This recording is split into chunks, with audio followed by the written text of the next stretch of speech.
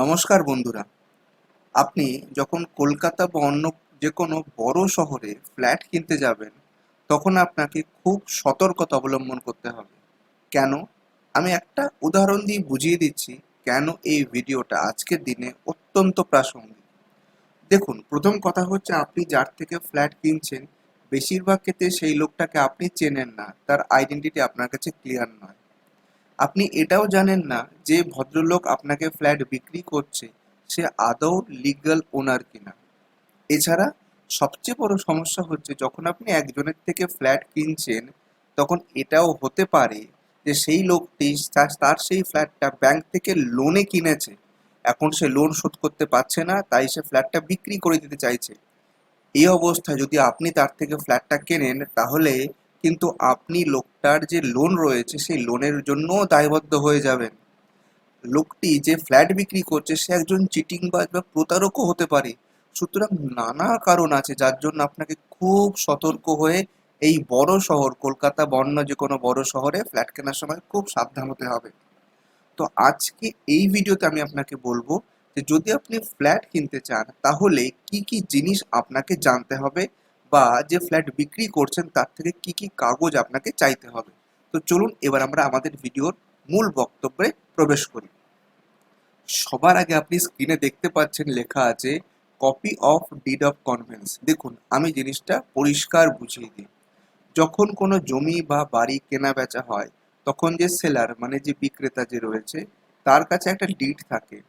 এই ডিডটা হচ্ছে did of convince. সেই ডিড অফ কনভেন্সে কি থাকে?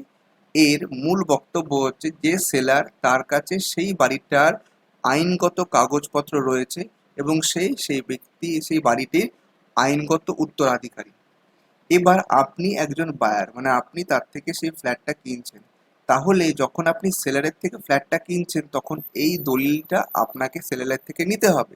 প্লাস এই যে ট্রান্সফার হচ্ছে এইটা আপনাকে একটা দলিলে লিপিবদ্ধ করতে হবে। সুতরাং এইটা হচ্ছে ডিড অফ কনভেন্স, যেটা আপনি তার থেকে নেবেন এবং নতুন একটা দলিল আপনাকে লিখতে হবে। এইটা হচ্ছে টোটাল প্রসিডিউর। তো এর জন্য আপনাকে সবার আগে ডিড অফ কনভেন্সটা চেয়ে নিতে হবে। 2 নম্বর পয়েন্ট হচ্ছে copy of up to date municipal tax receipt and mutation certificate. এটা কেন লাগে বলে দিচ্ছি।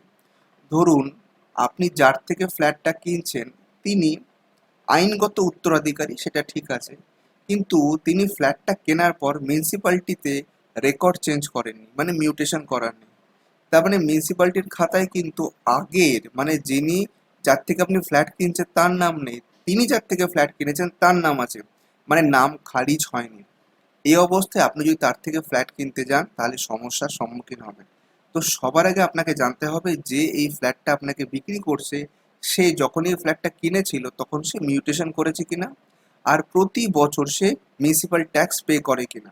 সেটার জন্য আপনি মিউনিসিপ্যাল ট্যাক্স যেটা হয় রসিদ, তার আপ টু ডেট রসিদটা চেয়ে নেবেন। অনেক সময় এরকম হয় অনেকেই মিউটেশন করে নেয়, কিন্তু ধরুন 5 বছর 10 বছর সে মিউনিসিপ্যালিটি ট্যাক্স পেমেন্ট করেনি।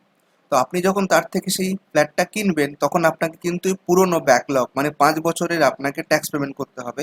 তো সেটা তো আপনার পেমেন্ট করার কথা নয়, কারণ যিনি বিক্রি করছেন তার এটা রেসপন্সিবিলিটি সমস্ত মিউনিসিপ্যালিটি ট্যাক্স পেমেন্ট করে দেওয়া। সুতরাং আপনাকে এখানে সাবধানতা অবলম্বন করতে হবে। যখন কোনো ফ্ল্যাট আপনি কিনছেন তখন নিশ্চয়ই সেটা একটা বিল্ডিং এর মধ্যে আছে। তো ধরুন একটা বিল্ডিং এ আমরা কথার কথা বলি, ধরুন 8টা ফ্ল্যাট আছে, আপনি তার মধ্যে একটা কিনছেন। বা এরকমও হতে পারে ধরুন সেটা একটা হাউজিং সোসাইটি, সেখানে ধরুন 4টে বা 6টা এরকম টাওয়ার আছে। তো সেখানে আপনি বুঝতেই পারছেন প্রত্যেকটা টাওয়ারে এরকম 8টা 10টা করে ফ্ল্যাট আছে। তো আপনি সেখানে ফ্ল্যাট কিনছেন। তো আপনাকে তখন বিল্ডিং প্ল্যান, ফ্লোর প্ল্যান এগুলো নিতে হবে। তাছাড়া যদি ফ্ল্যাট হয় আপনাকে কমপ্লিশন সার্টিফিকেট নিতে হবে। এখানে একটা কথা বলে রাখি, যখন প্রোমোটার যখন প্রোমোটারের থেকে ফার্স্ট হ্যান্ড ট্রান্সফার হয় তখন প্রোমোটার সিসি যে ফার্স্ট বায়ার তাকে দিয়ে দেয়।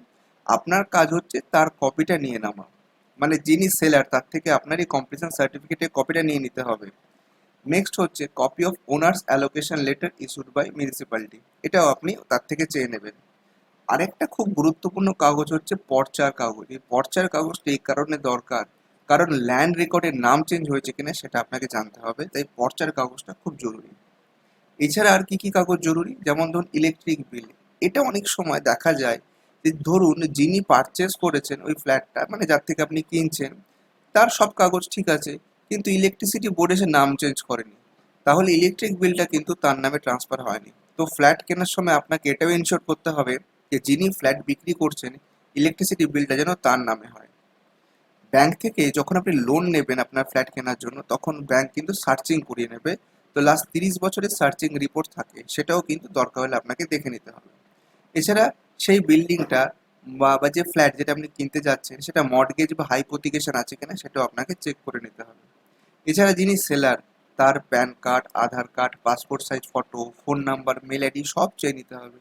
এরকম হতেই পারে যে যিনি আপনাকে ফ্ল্যাটটা বিক্রি করছেন তিনি আদৌ ভারতীয় নাগরিক নন, তিনি হয়তো ফরেনার, বা তিনি হয়তো পৈতৃক সূত্রে পেয়েছেন, এখন ফ্ল্যাটটা বিক্রি করে দিতে চাইছেন। তো যদি সেরকম হয় তাহলে যখন আপনি পেমেন্ট করবেন তখন আপনাকে কিন্তু টিডিএস কাটতে হবে। এরকম একাধিক আইন রয়েছে। এই এত আইনের জটিলতা রয়েছে এখানে যে একটা ভিডিওতে এতটা বোঝানো যায় না। এক একটা কেস টু কেস বেসিসে এক একটা ধারা অ্যাপ্লাই হয়। তো মোটামুটি আমি আপনাকে চেষ্টা করলাম এই ভিডিওতে মূল যে পয়েন্ট সেগুলোকে আপনার সামনে তুলে ধরতে। আজ এছাড়াও আরেকটা পয়েন্ট আছে যেটা আমি বলে দিই, বিশেষ করে এটা যেখানে সোসাইটি থাকে সেটা হয়। দেখুন, ব্যাপারটা বুঝিয়ে দিই আপনাকে। ধরুন একটা বড় প্লট আছে, সেই প্লটে ধরুন অনেকগুলো বিল্ডিং আছে, এরকম 5টা 6টা ধরুন বিল্ডিং আছে। তো সেই বিল্ডিংগুলো নিজেরা কি করে, সেই বিল্ডিংগুলো নিজের একটা অ্যাসোসিয়েশন বানিয়েছে, বা একটা ধরুন সোসাইটিতে তারা রেজিস্ট্রি করেছে। এইবার এই যে ধরুন আপনি একটা ফ্ল্যাট কিনছেন, ধরুন এটা একটা বিল্ডিং একটা ফ্ল্যাট আপনি কিনছেন। তো এদেরকে কি করতে হয়, অ্যাসোসিয়েশনকে প্রতি মাসে একটা মান্থলি মেনটেনেন্সের খরচা দিতে হয়। তো অনেক সময় এরকম হয় যিনি ফ্ল্যাট বিক্রি করতে যাচ্ছেন তিনি হয়তো 1 বছর 2 বছর ধরে মেনটেনেন্স দিচ্ছেন না। তো আপনি যদি তার থেকে ফ্ল্যাটটা কেনেন, তাহলে সঙ্গে সঙ্গে কিন্তু অ্যাসোসিয়েশন আপনাকে কি করবে, একটা নোটিশ দেবে। নোটিশ দিয়ে বলবে আপনি যার থেকে ফ্ল্যাট কিনেছেন তিনি এত বছর বা এত মাসে তার মেনটেনেন্স বাকি আছে, আপনি মেনটেনেন্সটা ক্লিয়ার করুন। তাহলে আপনাকে কিন্তু সেই অ্যাসোসিয়েশনে যদি থাকে বা সোসাইটি থাকে, তাহলে সেখানে যে আপনার সেক্রেটারি বা প্রেসিডেন্ট তার সঙ্গে কমিউনিকেট করে জেনে নিতে হবে যে তার মানে সেলারে কোনো ডিউ আছে কিনা। তো বন্ধুরা, আশা করি ভিডিওটা আপনাদের খুব ভালো লেগেছে। আর এই রকম ভিডিও দেখার জন্য আর খুব ইউজফুল ইনফরমেশন পাওয়ার জন্য আপনি প্লিজ আমার এই চ্যানেলটা সাবস্ক্রাইব করুন। আমি নানা রকম আইনি জটিল বিষয়গুলোকে খুব সহজ করে বাংলা ভাষায় আমার বাংলা দর্শক বন্ধুদের জন্য এখানে তুলে ধরি। তো বন্ধুরা, আজ এখানেই শেষ করছি। আরেকদিন হাজির হবো এরকমই ইনফরমেটিভ ভিডিও নিয়ে। আর প্লিজ আমার চ্যানেলটা সাবস্ক্রাইব করতে ভুলবেন না। ধন্যবাদ, ভালো থাকবেন।